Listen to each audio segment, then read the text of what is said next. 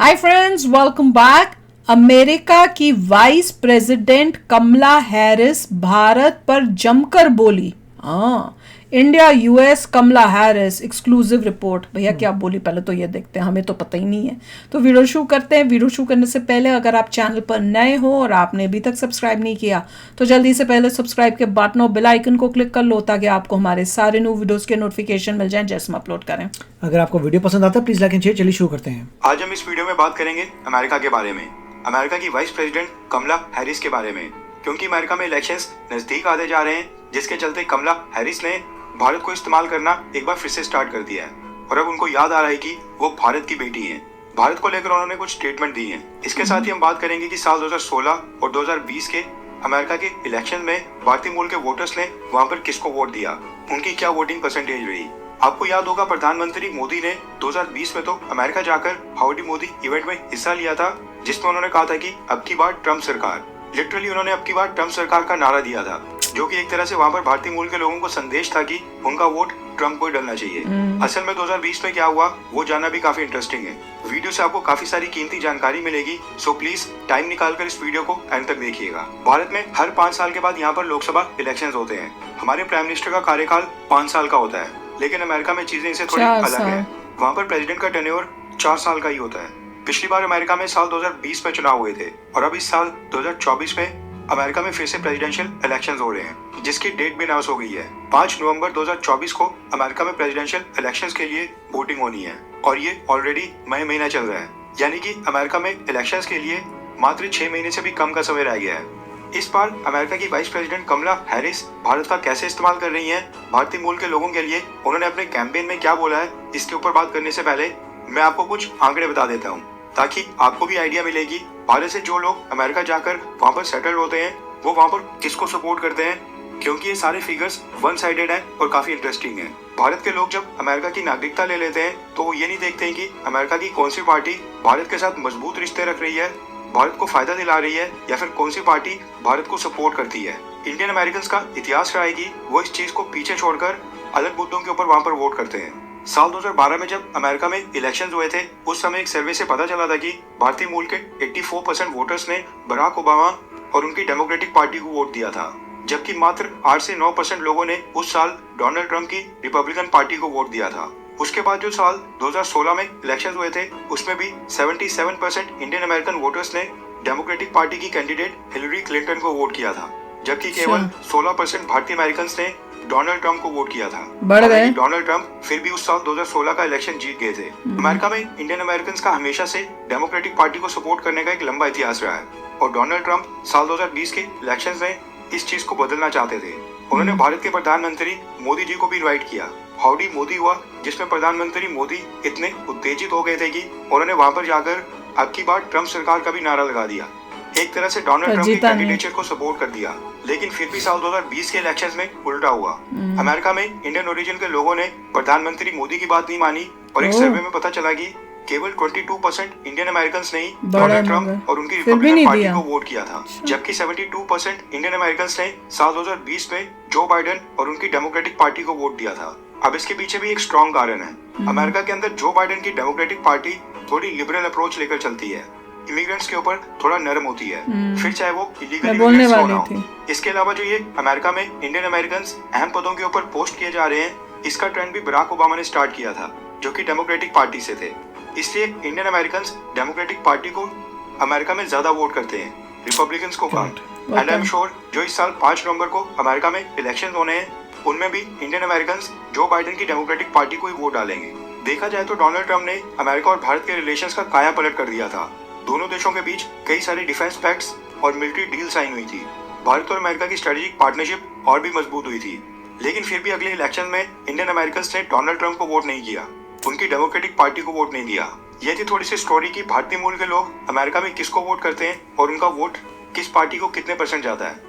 अब बात करते हैं कि मैडम कमला हैरिस ने इंडियन अमेरिकन को लेकर क्या स्टेटमेंट दी है और भारत के बारे में क्या बोला है। अब क्योंकि अमेरिका में इलेक्शंस को 6 महीने से भी कम का समय रह गया है, इसलिए कमला हैरिस एक बार फिर से इंडियन अमेरिकन में एक्टिव हो गई हैं और उन्होंने अपना इंडियन कार्ड खेलना स्टार्ट कर दिया है। अमेरिका में इंडियन ओरिजिन के वोटर्स की संख्या लगातार बढ़ रही है। अमेरिका में मैक्सिको के बाद सबसे ज्यादा भारत के लोगों को ही वहाँ पर सिटीजनशिप मिल रही है सबसे ज्यादा इंटरनेशनल स्टूडेंट्स अमेरिका में भारत से ही जा रहे हैं, जो कल को अमेरिका में वहाँ की सिटीजनशिप लेने के बाद वहाँ पर अमेरिका के वोटर्स बनेंगे।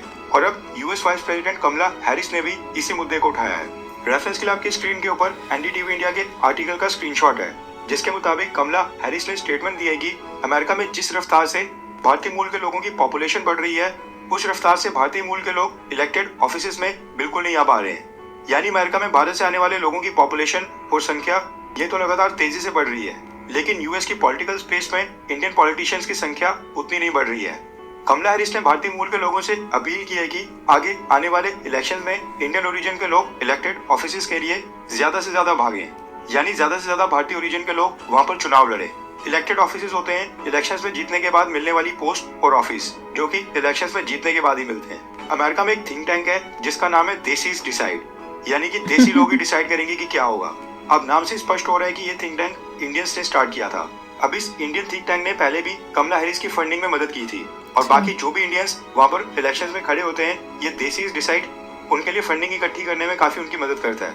अब क्योंकि इलेक्शंस आ रहे हैं, तो कमला हैरिस एक बार फिर से पहुंची देसीज डिसाइड के पास, और वहाँ पर उन्होंने एक सेमिनार में इंडियन अमेरिकन को एड्रेस किया।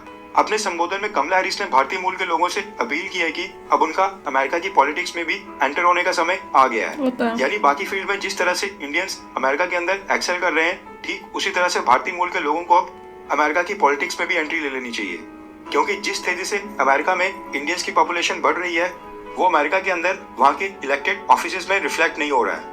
इसके साथ ही कमला हैरिस ने अपील की है कि जो भी इंडियंस अमेरिका में पहले भी इलेक्शंस लड़ चुके हैं या फिर लड़ने की इच्छा रखते हैं, उनको एक बार फिर से इलेक्शंस जरूर लड़ने चाहिए। कमला हैरिस ने कहा कि आप लोग बस ये जानिए कि आप अकेले नहीं हैं, एक देश के तौर पर हमें और भी काम करना है, और वो एक साथ मिलकर अमेरिका को आगे बढ़ाने का काम करेंगे। इसके साथ ही कमला हैरिस ने भारत के बारे में भी बोला। उन्होंने अपनी स्पीच में भारत को भी याद किया। कमला हैरिस ने अपनी माँ के बारे में अपनी स्पीच में मेंशन करते हुए कहा कि वो 19 साल की उम्र में भारत से अमेरिका शिफ्ट हुई थी। अमेरिका में उन्होंने सिविल राइट्स के लिए मार्च किया था और एक संघर्ष का जीवन जिया था। इसके साथ ही कमला हैरिस ने कहा कि जब वो यंग हुआ करती थी, वो हर 2 साल के बाद भारत जाया करती थी। उनके नाना उनको मॉर्निंग वॉक के ऊपर ले जाया करते थे, और वो कमला हैरिस को हमेशा सिखाते थे कि सही और ईमानदारी के लिए हमेशा लड़ाई लड़ो। अब देखा जाए तो कमला हैरिस की ये सारी बातें साल 2020 के कैंपेन से रिपीट हो रही हैं। शायद कमला हैरिस ने अपना स्पीच राइटर भी चेंज नहीं किया है। कहने का मतलब है कि अब क्योंकि अमेरिका में इलेक्शंस नजदीक आ रहे हैं, भारत से अमेरिका गई अपनी माता जी याद आएंगी, उसके बाद भारत में नाना जी के साथ सुबह की सैर याद आएगी, एंड जैसे ही इलेक्शंस खत्म हो जाएंगे, उसके बाद इनको ये भी याद नहीं होगा कि जिस भारत का नाम यूज करके ये वहाँ पर वाइस प्रेसिडेंट बनी थी, उसके लिए भी कुछ कर लिया जाए। आप सोचिए कि अमेरिका के व्हाइट हाउस में एक इंडियन ओरिजिन की वाइस प्रेसिडेंट थी, लेकिन फिर भी इलेक्शंस के 2 साल से ज्यादा समय तक अमेरिका ने भारत में अपना कोई एम्बेसडर तक अपॉइंट नहीं किया था। ये काम किया था कमला हैरिस ने। जो बाइडेन के टेन्योर में भारत और अमेरिका के बीच कोई भी बड़ी डिफेंस डील या कोई बहुत ही इंपॉर्टेंट डिफेंस पैक्ट अभी तक साइन नहीं हुआ है। डोनाल्ड ट्रंप के समय जबकि भारत और अमेरिका के बीच फ्री ट्रेड एग्रीमेंट और एक ट्रेड डील को लेकर जो टॉक्स चल रही थी, जो बाइडेन के आने के बाद अब दोनों देशों के बीच वो ट्रेड एग्रीमेंट की टॉक्स पूरी तरह से डिरेल हो गई हैं और समय पर उनकी मीटिंग्स भी नहीं हो रही है। जो भी हो, आज की डेट में सच्चाई यही है कि जो बाइडेन से ज्यादा डोनाल्ड ट्रंप भारत के लिए मददगार साबित होंगे। लेकिन फिर भी इंडियन अमेरिकन डोनाल्ड ट्रंप को वोट नहीं करेंगे, सारा वोट जाएगा जो बाइडेन को। वैसे अगर आप हमारे चैनल के ऊपर नए हैं तो प्लीज सब्सक्राइब करके बेल आइकन दबा दें। हम हर सुबह आपके लिए टॉप 10 अपडेट्स लेकर आते हैं, जिसमें पिछले 24 घंटे की सारी टॉप 10 न्यूज एक ही वीडियो में डिस्कस की जाती है। बात तो सही बोली है कि मोस्टली जो इंडियन अमेरिकन है वो डेमोक्रेट्स को ही प्रेफर करते हैं, और रीजन इसलिए है कि वो जो है बाहर के लोगों को, मगर इमिग्रेंट्स को, आप जो हो यूएसए माइनॉरिटी हो, माइनॉरिटी हो, इमिग्रेंट्स हो, आप तो आप जो नहीं आपको चाहते जो उनके अगेंस्ट हो कि अगर कोई बंदा माइनॉरिटी अगेंस्ट है तो हम उसको क्यों देंगे? आप तो माइनॉरिटी, क्योंकि आप उसी देश में जहाँ रह रहे हो, अगर माइनॉरिटी को गालियां दोगे तो क्या होगा? तो माइनॉरिटी को भी तो सेफ फील होना है ना, तो वो सेफ फील करने के लिए उनको लगता है कि डेमोक्रेट्स को करेंगे तो हम सेफ फील करेंगे, और कुछ हद तक वो बात सही भी है, दिखता भी है।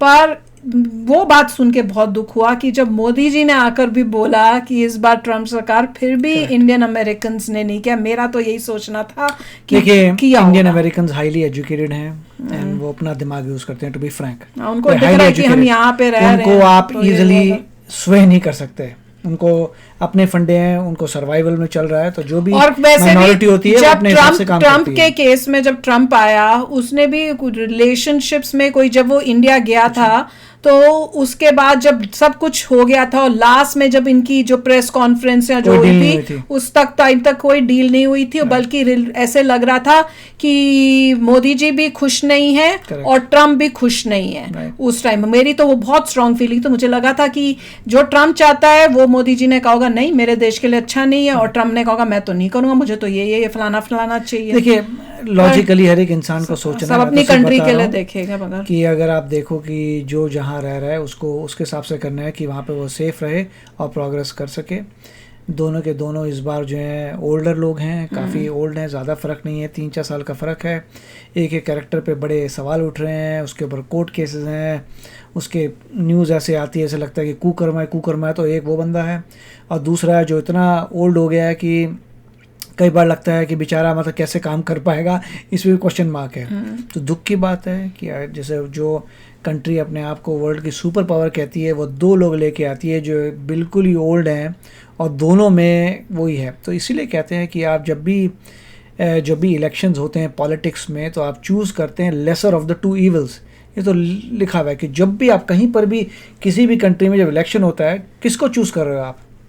लेसर ऑफ द 2 इवल्स को चूज करते हैं। बताऊं उसके साथ मैं तो पहले मैं बहुत सोचती हूँ अच्छा मैं ना ट्रम्प को वोट करूंगी, फिर कोई न्यूज आ जाती है मैं कहती हूँ नहीं फिर मैं बाइडेन को करूंगी, फिर कुछ न्यूज आ जाती है मैं कहती हूँ बाइडेन नहीं। तो it is a complicated thing, बहुत मुश्किल हो रही है मगर जो यहाँ रहता है उसी फिर कई बार तो लगता है यार इससे अच्छा वोट ही ना करो, किसको करो समझ नहीं यार, आप किसको करें समझ नहीं। और जो भी मतलब डेमोक्रेटिक पार्टी को ट्रेडिशनली इसीलिए करते हैं क्योंकि इंडियंस कितने हैं 2%, जो एक्चुअली वोट कर सकते हैं 1.52%, जनता 100 में से 2% लोग कर सकते हैं, तो 2% वही देख रहे हैं जो माइनॉरिटी के साथ रहेगा। पर ये अच्छी बात बोली थी कमला हैरिस ने कि और इंडियंस को जो है पॉलिटिक्स में आना चाहिए, क्योंकि इंडियंस जो है ना वो जनरली पॉलिटिक्स में नहीं जाते हैं, साइंस स्ट्रीम में जाते हैं मोस्टली, तो कंप्यूटर्स के और डॉक्टर्स के एरिया में जा डॉक्टर बनना है या कंप्यूटर की लाइन में जाना है, वही यहाँ पे भी यही ट्रेंड चल रहा है यहाँ पर।